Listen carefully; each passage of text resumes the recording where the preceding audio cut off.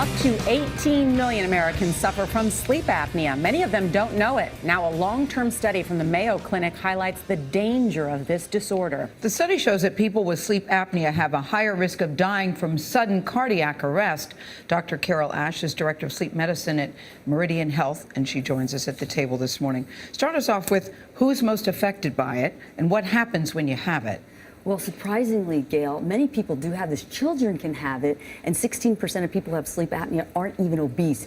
We think of obese people as having it. That's what I thought. Yeah. What happens when you go to sleep at night? The muscles in the throat relax. And what that does is that causes your airway to narrow. That's normal. But in some people, that narrowness goes beyond and collapses down. That's an apnea. If you stop breathing for 10 seconds, 5 times an hour, we say you have sleep apnea. And it sounds like what? Well, think of it as if you're being choked. So if you hear someone snoring, you hear, and then you hear, and then suddenly they'd stop. The noise would be silent. That's an apnea. When you're observing someone not breathing, you're saying, oh, thank God. So what happens after you go through 10 seconds of not breathing? Well, your brain finally realizes you're in a state of a respiratory emergency, and it reacts. It releases adrenaline. That pumps up the blood pressure, the heart rate.